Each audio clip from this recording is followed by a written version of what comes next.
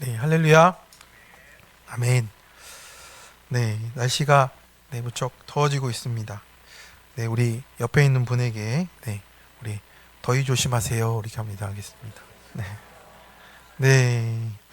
네, 오늘이 1년 중에 가장 낮의 길이가 긴 하지라고 합니다. 그래서 이제 여름이 좀 시작이 되는 것 같고요.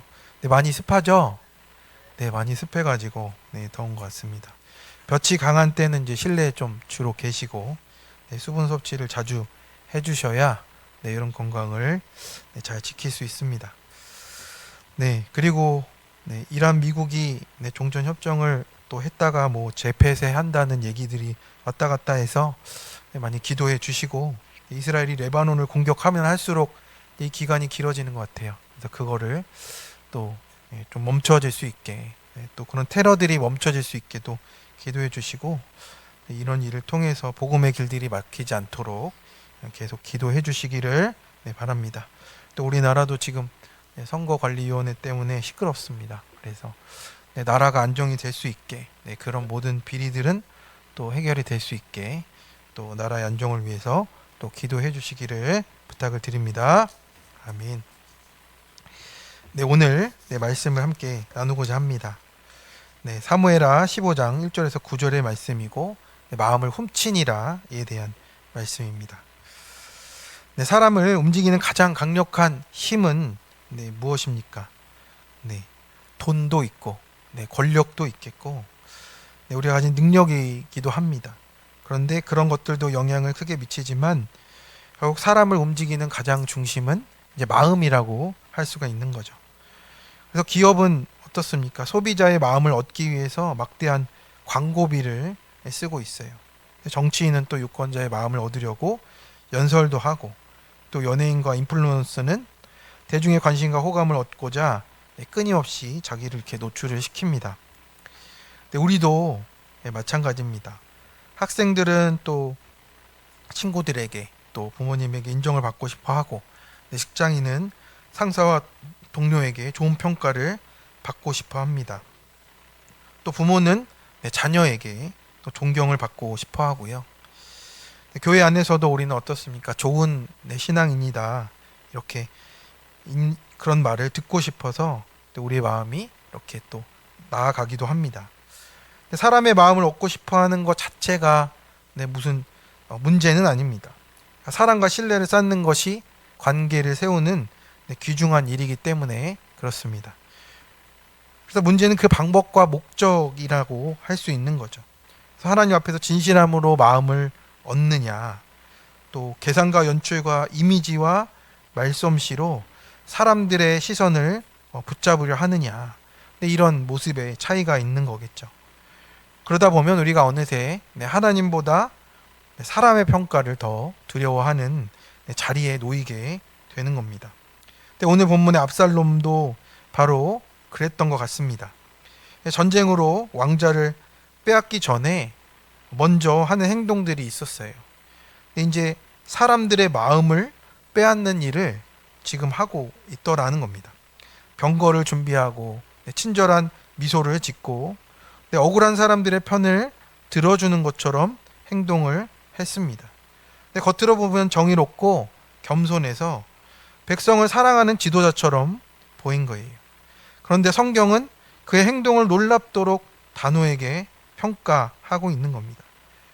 이제 압살롬의 행함이 이와 같아서 이스라엘 사람의 마음을 압살롬이 훔쳤다라고 이렇게 말을 하는 겁니다.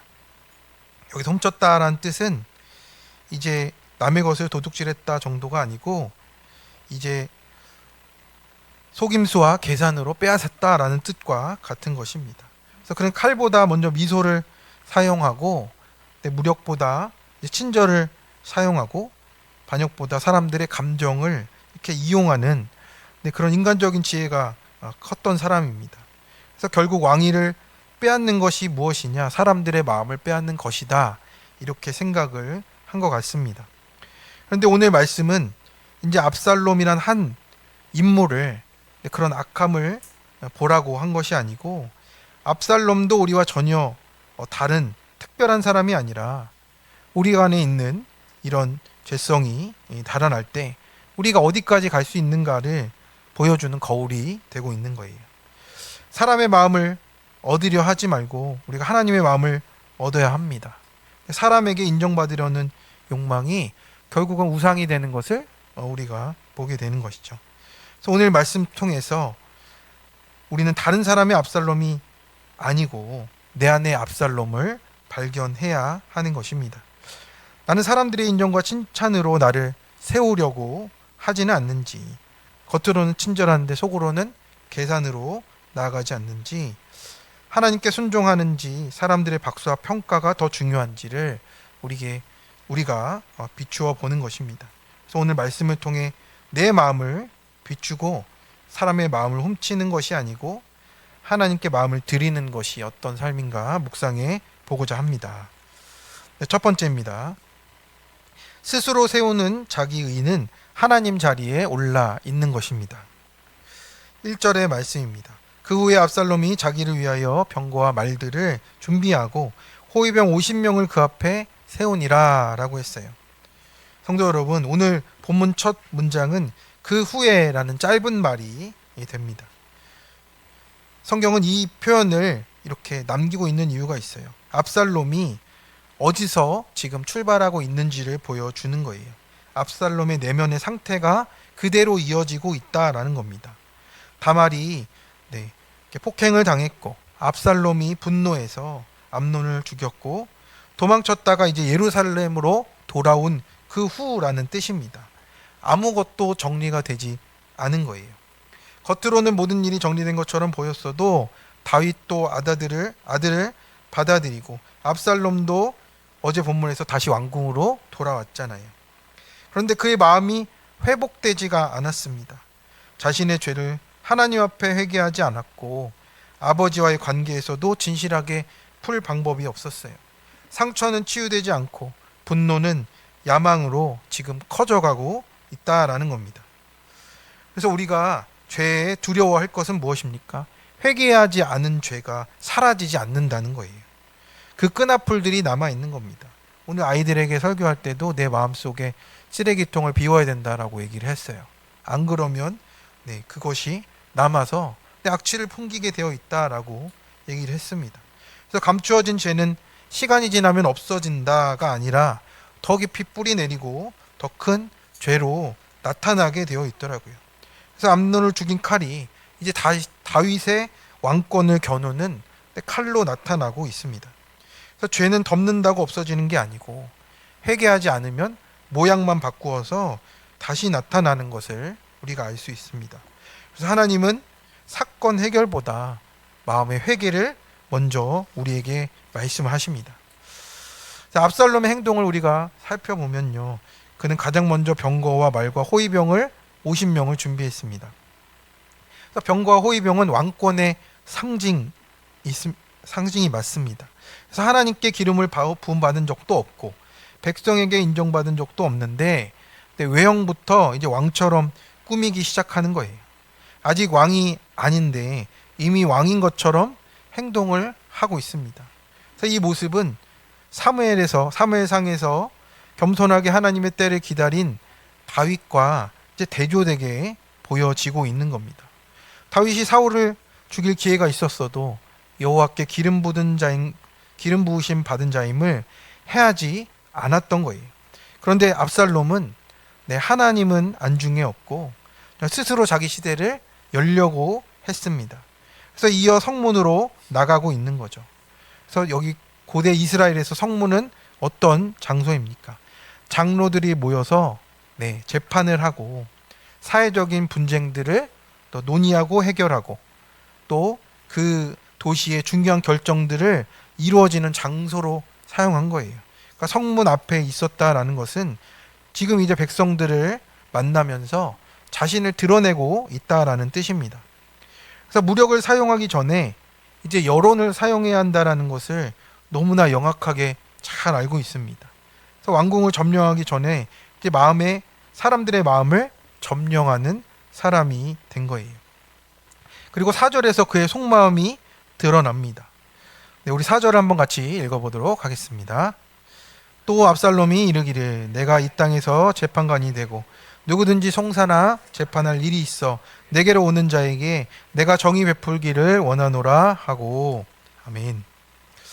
그래서 여기서 재판하다라는 히브리어는 이제 샤파트인데, 이제 분쟁을 해결하는 수준이 아니고 이제 통치하고 다스리고 권위를 행사한다라는 뜻이 되는 거예요.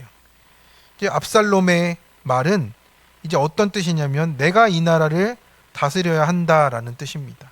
내가 왕이 되어야 한다라는 선언을 이제 몸으로 하고 있는 거예요. 이제 문제는 다윗이 아니라 압살롬의 마음인 거죠.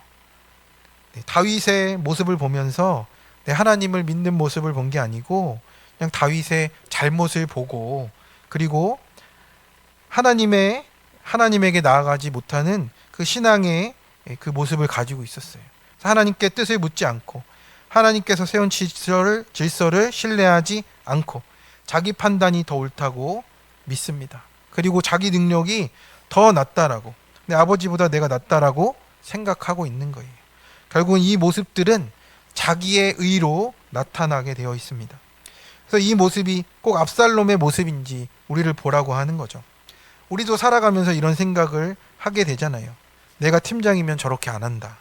내가 부모라면 저렇게 안 키운다. 내가 리더라면, 내가 결정권자라면 더 잘할 수 있다. 이런 것들이 우리 마음속에 스며드는 거예요. 겉으로는 내 분별력처럼 보이게 됩니다. 근데 그 밑바닥 속에는 하나님이 세우신 질서를 신뢰하지 못하는 교만으로 이제 자리 잡게 되는 겁니다. 그래서 자기의가 언제나 내가 더 옳다라는 생각으로 시작되고 내 자리를 넘나드는 방법으로 드러나게 되어 있어요. 그래서 자기의는 어떤 뜻입니까? 하나님 없이도 내가 옳다라는 그런 생각이 되는 것이고, 회개하지 않는 사람은 끝까지 자기를 의롭다고 여기며 가게 되어 있습니다. 우리가 에덴 동산에서 사탄이 하와에게 던진 유혹도 이것이었습니다. 너희가 하나님과 같이 될 것이다. 그 뜻은 무엇입니까? 내가 하나님의 판단의 자리에 앉게 된다 라고 말하는 것입니다. 압살롬도 같은 길을 걸었던 것이에요. 하나님의 때나 하나님을 신뢰하지 않고 하나님이 주시는 것임을 구하지도 않은 채 스스로 왕의 자리에 올라갑니다. 결국 하나님의 자리를 밀어내고 내가 내 인생의 왕자에 앉았다는 그런 그 선악과를 따먹은 죄를 짓고 있다라는 것이죠. 그러나 성경은 전혀 다른 왕을 우리에게 보여주시고 있습니다. 우리 첫사람 아담은 하나님처럼 되려다 실패했습니다.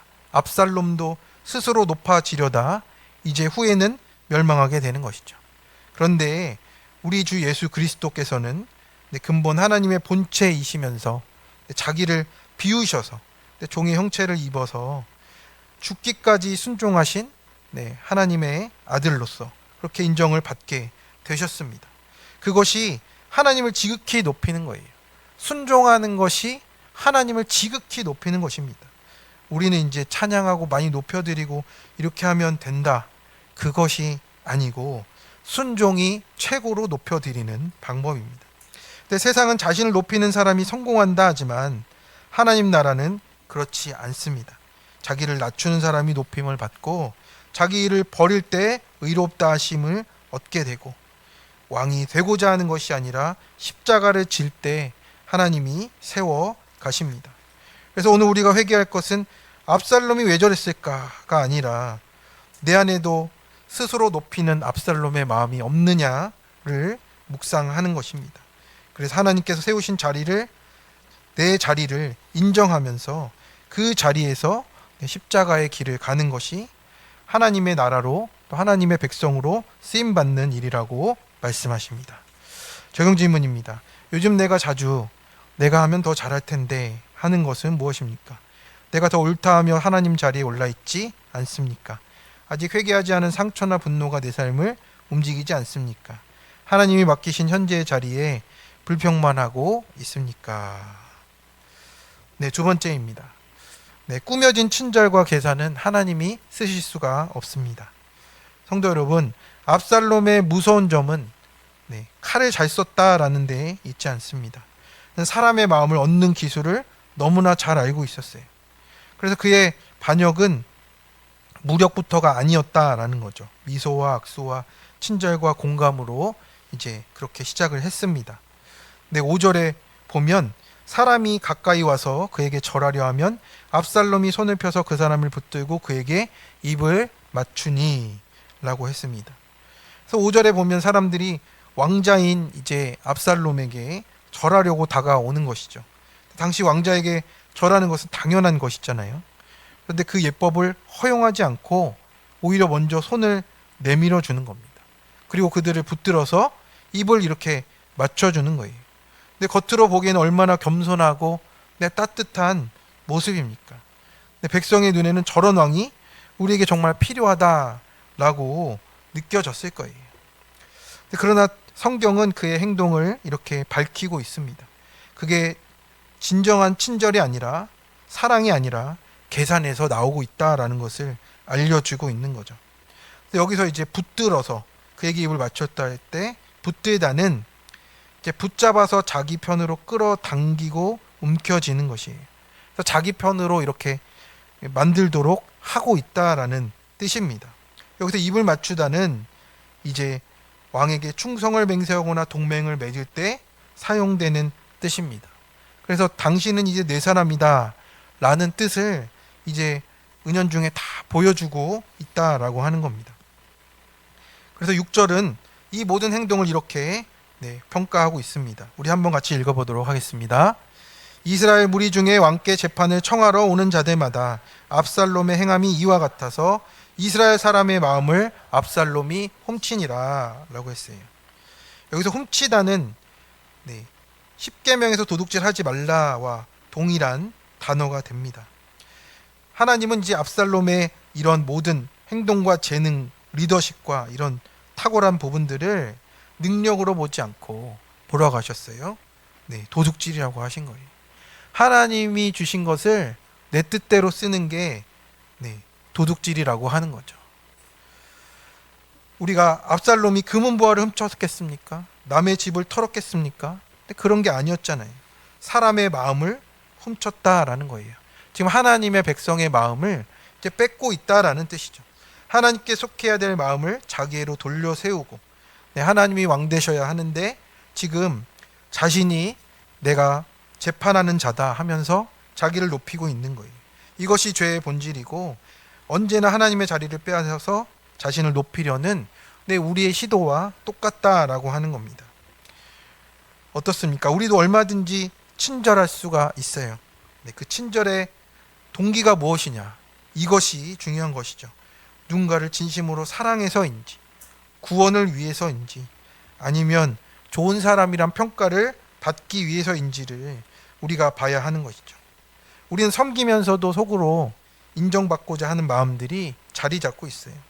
봉사하면서도 감사와 칭찬이 없으면 서운해지기도 하고, 선물하면서도 관계를 유리하게 만들려는 계산이 숨어 있고, 말을 아끼는 것도 지혜 때문보다 이미지 관리 때문일 수 있고, 겸손하는 척하는 것도 더 큰 칭찬을 얻으려고 하는 전략일 수가 있습니다.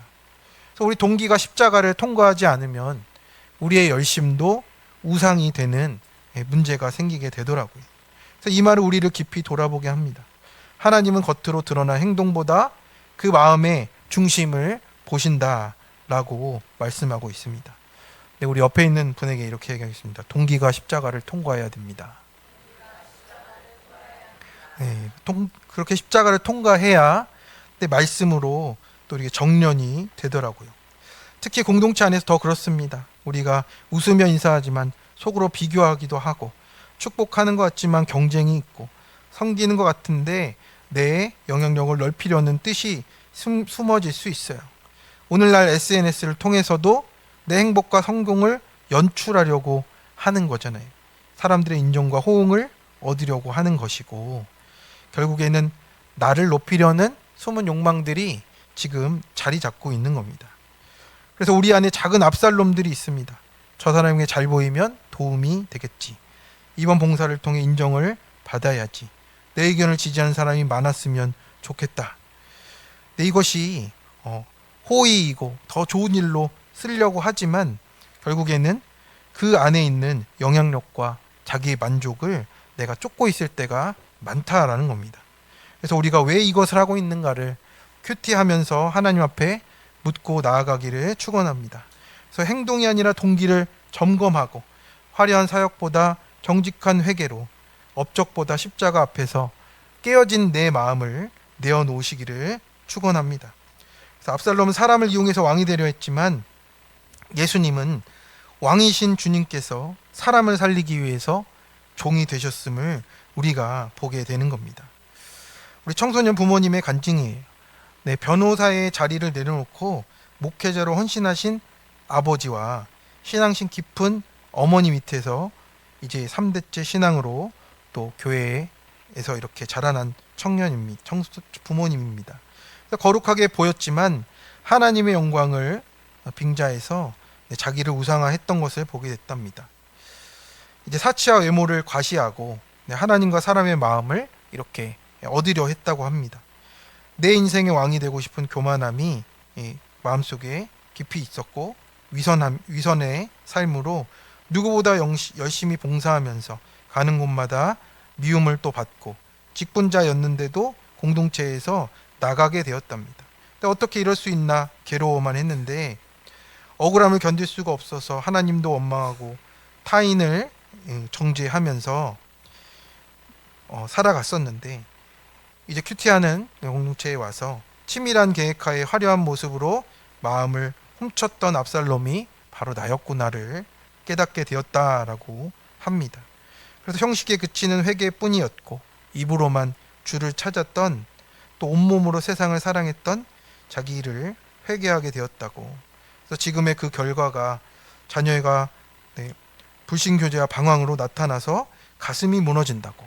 이런 회개의 간증을 남겨준 간증이었습니다. 어떻습니까? 우리가 가지고 있는 척하는 가면들이 근데 우리를 도울 수가 없습니다. 우리는 하나님 앞에 진실되게 나아가는 것만 남는다고 합니다. 회개의 자리만 남는 것입니다. 그러면 오늘 우리에게 필요한 회개는 내가 얼마나 친절한가가 아니라 내 친절 속에 무엇이 섞여 있는가, 내 동기 속에 무엇이 섞여 있는가를 살펴보기를 바랍니다. 그렇게 사람을 살리고 자신을 내어주신 예수님의 길을 따라가야만 우리의 작은 섬김도 하나님이 기쁘게 쓰실 줄로 믿습니다. 적용 질문입니다. 최근 내가 했던 섬김 중에 인정받고 싶은 마음이 섞였던 것은 무엇입니까? 사람들의 반응이 없을 때 서운하거나 낙심하지 않습니까? 내 친절은 상대를 살리기 위한 것입니까? 이미지를 세우려는 것입니까? 오히려 하나님께서 내 연약함을 쓰셨던 적은 언제입니까? 세 번째입니다. 순종의 자리가 아니기에 야망에 이끌려갑니다. 성도 여러분, 압살롬의 반역은 이제 칼을 뽑는 순간 시작된 게 아니었고 이미 마음에서부터 시작되고 있었어요. 또 예배를 가장한 거짓된 경건에서부터 시작이 되고 있었습니다. 이 죄의 가장 무서운 모습이잖아요. 죄는 되게 무서운 얼굴로 다가오지 않고 또 경건한 얼굴, 또 밝은 얼굴로 우리를 속이며 다가올 수가 있습니다. 7절의 말씀입니다. 4년 만에 압살롬이 왕께 아뢰되 내가 여호와께 서원한 것이 있사오니 청하건대 내가 헤브론에 가서 그 서원을 이루게 하소서라고 했어요.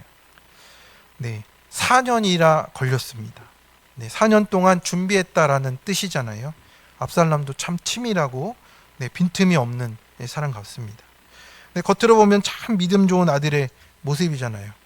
주변에 들려오는 소식도 압살롬이 참 백성을 참 잘 대한다더라 이런 얘기를 듣고 또 이제 또 이렇게 4년 만에 와서는 하나님께 나아가겠다 하니 다윗도 그 보이는 것 앞에 속는 것 같습니다. 하나님께 드렸던 약속을 지키겠다는 것을 누가 의심했겠습니까? 다윗도 의심하지 않고 평안히 가라라고 허락해 버렸습니다. 그런데 우리는 알고 있죠. 압살롬의 목적이 무엇입니까? 예배가 아니라 반역이라고 하는 겁니다. 여기서 서원은 하나님께 자발적으로 드리는 약속인데 이것은 자신의 소원을 위한 거래가 아니고 하나님의 은혜에 대한 감사와 헌신을 표현하는 뜻이에요. 거룩한 약속인 것이죠. 그런데 압살롬은 이 거룩한 제도를 통해서 가장 불경한 일을 준비하는 것이죠. 이제 내 뜻대로 이루어지고 있으니 하나님께 소원을 갚겠다라고 하는 겁니다. 예배를 명분을 삼아서 내 야망을 숨기고 나아가고 있는 거예요. 그래서 우리에게 중요한 질문은 무엇입니까? 내가 하나님을 섬기는 것인지 하나님을 이용하는 것인지를 보라고 말씀하는 거예요. 압살롬은 하나님을 경배한 것이 아니라 하나님이라는 이름을 자신의 계획에 갖다 쓴 것뿐입니다. 그래서 더 주목할 것은 무엇입니까? 예루살렘이 아니라 헤브론으로 가고 있어요. 그래서 헤브론은 왜 그러냐면 다윗이 유다의 왕으로 먼저 기름 부음 받고 세워진 곳이 헤브론입니다. 그래서 7년 6개월 동안 거기서 통치를 했기 때문에 그 자리에서부터 이제 유다를 규합해서 시작하려고 하는 거예요.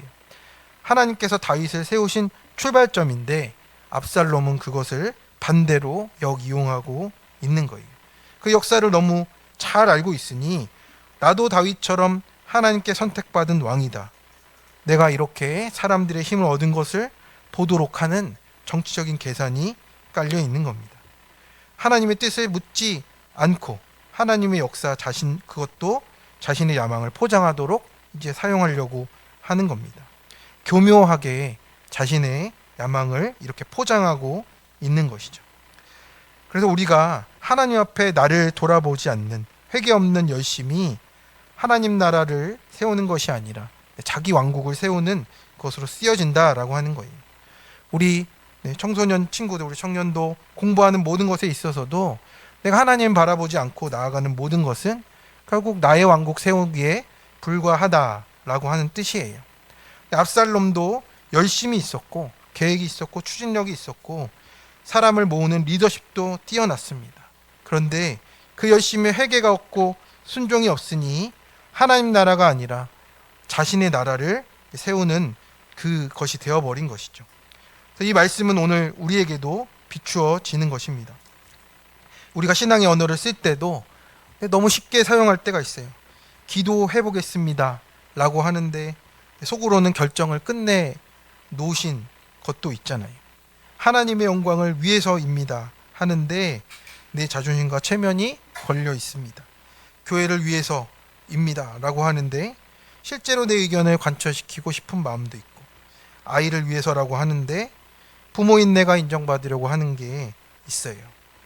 그래서 저도 참교육 이 드라마를 좀 봤는데 의사 만들려고 아들을 하다 보니까 엄마가 자꾸 이제 선을 넘어서 다른 약을 먹인 거예요. 근데 그 엄마를 어떻게 참교육합니까? 엄마도 새벽부터 일어나가지고 공부를 시켜요. 점수를 몇 점 이상 맞을 때까지 집을 못 내보낸다. 이렇게 해가지고 그 엄마가 이렇게 공부를 하는 모습을 봤는데 참 이제 드라마니까 이제 그런 표현들이 가능하겠죠. 그런데 우리도 자녀를 위해서인데 그게 누구를 위해서냐 물어봤을 때 나 때문이라고 하는 것을 이제 그 엄마도 깨닫게 된 것을 보게 됩니다. 또 우리도 하나님을 위해 일한다고 하는데 어느 순간 하나님이 내 계획을 이루어 주셔야 하는 분이라고 그렇게 우리가 바뀌어 버릴 때가 있다라는 거예요. 그게 압살롬의 길이다라고 하는 것입니다.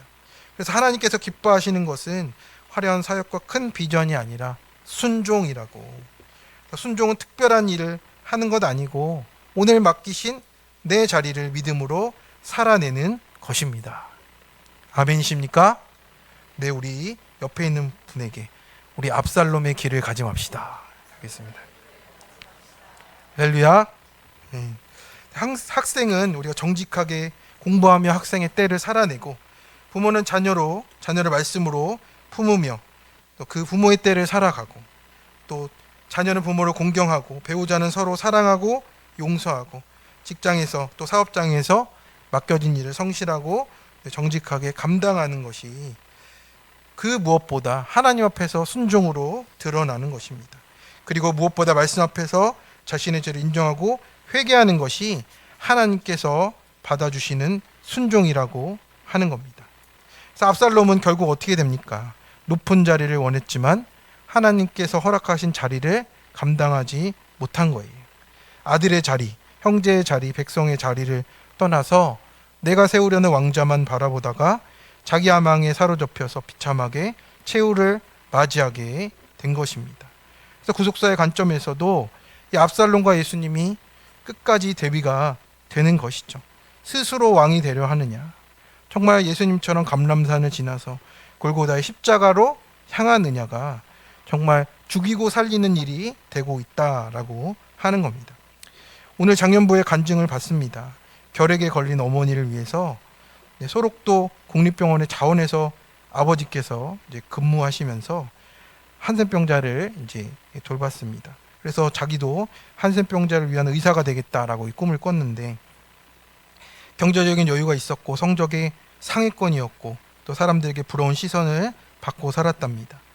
그런데 이제 서울에 가서 살다 보니 이익에 따라 친구를 사귀게 되었고 마음을 훔치게 되었다라고 합니다.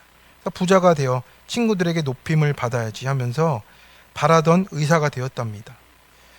그러다 보니 한센병자를 위하기보다 돈 욕심만 많은 의사가 되었고, 또 확실하지 않은 곳에 투자했더니 빚만 생겨서 하나님께 돌아오게 되었다고, 이제 돌이켜서 정직히 행하기를 기도한다라는 회개의 간증이었습니다. 그렇습니다. 이 분의 모습을 보면서도 정말 의사의 꿈을 다 이뤘지만 정말 우리에게 필요한 것은 더 큰 야망이 아니라 더 깊은 순종이라고 말씀을 하세요. 하나님께 쓰임받는 사람은 눈에 띄는 자리에 있는 사람이 아니고 맡기신 자리에서 자기 욕망을 십자가에 못 박고 말씀에 순종하는 자라고 오늘 우리에게 말씀하십니다. 그래서 주님이 우리의 화려한 계획보다 회개하는 심령과 순종하는 걸음을 기뻐하십니다. 순종의 자리를 떠나지 마시고 야망이 끌고 가지 않도록 그 자리를 지키면 하나님이 때를 따라 우리를 붙드셔서 사용하실 줄을 믿습니다. 적용 질문입니다. 나는 하나님을 경배하며 섬깁니까? 이용하고 거래하려 합니까? 하나님의 영광을 위해 말하지만 실제로 내 욕심을 따라가지 않습니까? 내 계획이 이루어질 때도 이루어지지 않을 때에도 허락하신 자리에서 회개와 순종으로부터 가십니까? 말씀을 뵙겠습니다. 성도 여러분, 오늘 말씀을 통해 하나님은 압살롬의 이야기를 보여주시면서 내 모습을 비춰주셨습니다. 첫째로 우리가 스스로를 세우며 하나님의 자리에 올라가지 않도록, 우리 압살롬이 하나님께 세우시기 전에 스스로 왕되려 했던 것처럼 내가 옳다, 내가 더 잘할 수 있다가 아니라 그 자기 일을 내려놓기를 축원합니다. 둘째로는 우리가 꾸며진 친절과 계산된 열심으로 사람들의 마음을 훔치는 것이 아니라 하나님께 영광 돌리는 우리가 되기를 원합니다. 그리고 우리가 또 순종의 자리를 떠나지 말고 야망에 끌려가지 않도록 우리의 위험성을 내려놓고 하나님의 나라를 위해서 쓰임 받으시기를 축원합니다. 그래서 오늘도 이 한 주간도 주님께 나아가시고 쓰임 받는 한 주 되시기를 주님의 이름으로 축원합니다. 아멘. 우리 시간 함께 찬양하며 기도의 자리로 나아가도록 하겠습니다.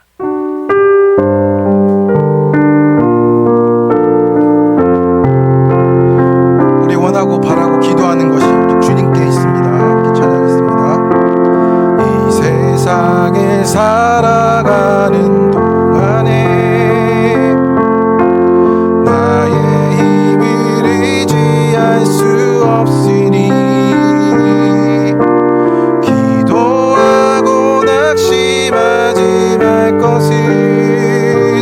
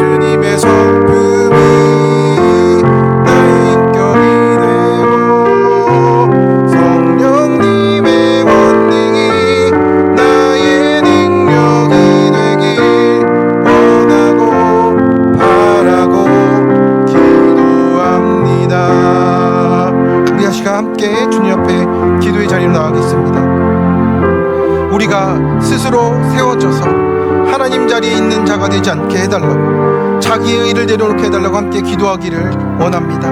내가 옳다, 내가 하면 더 잘한다 생각하는, 더 하나님의 자리에 올라가는 우리의 모습을 내려놓게 해달라고 우리 함께 기도하겠습니다. 아직 회개하지 않은 상처와 분노가 있다면 그것을 다 내려놓고 하나님 앞에 우리가 정결하게 나갈 수 있게 해달라고 함께 기도하겠습니다. 우리 꾸며진 친절과 계산은, 우리 인간적인 마음과 생각은 하나님이 쓰실 수가 없습니다. 그래서 우리가 내 친절과 내 모든 동기가 하나님의 십자가를 통과한 것인지 온전히 돌아보면서, 하나님 오히려 내 연약함도 써주시고 주님의 뜻대로 나를 사용해달라고 우리 함께 기도하기를 원합니다. 또 우리 순종의 자리가 아닐 때 야망에 이끌려가게 되어 있습니다. 우리가 하나님의 영광을 위해서 말하는데 그 속내가 우리의 다른 속셈이 있습니다. 하나님, 그 모든 것들이 끊어지게 하여 주시옵시고, 내 계획이 이루어지지 않아도 허락하신 자리에서 하나님을 지극히 영화롭게 하는 순종의 자세로 나아가게 해달라고 우리 이 시간 함께 간절히 기도하며 주님께 나아가겠습니다. 하나님 도와주시옵소서. 하나님, 우리를 하나님 앞에서 우리의 마음을 내 스스로 훔치지 않고 사람의 마음도 훔치지 않고 하나님 온전히 나의 것 하나님께 드리며 나아가는 우리가 될 수 있도록 도와주시옵소서. 하나님, 우리가 스스로 세워지는 자기의 의가 아니라 하나님 자리에 올라가는 것이 아니라 하나님 나를 내려놓고 나아갈 수 있도록 주님 붙잡아 주시옵소서. 내가 옳다 하는 것, 하나님 내가 더 잘한다 하는 하나님 나의 자리를 넘어서는 것들이 하나님 무너지게 하여 주시옵시고, 우리가 끊어진 친절과 계산이 아니라 하나님이 쓰시는 하나님 진실된 믿음으로 나아가도록 도와주시옵소서. 상대를 살리고 구원하는데 우리가 쓰임받게 도와주시옵시고, 우리 언약함도 사용하시는 하나님 앞에 나아갈 수 있도록 도와주시옵소서. 순종이 아니길 야망에 끌려가는 우리의 모습을 보게 됩니다.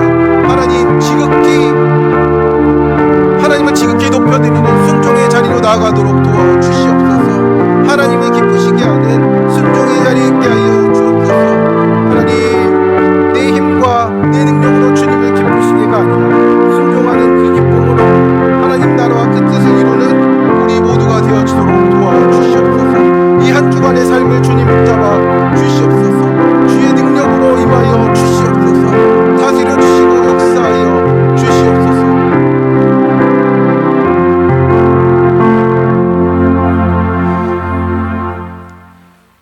사랑과 은혜로 붙드시고 품어주시는 하나님 아버지, 오늘 사무엘하 15장의 말씀으로 이 압살롬의 이야기가 곧 내 이야기임을 깨닫게 하심을 감사를 드립니다.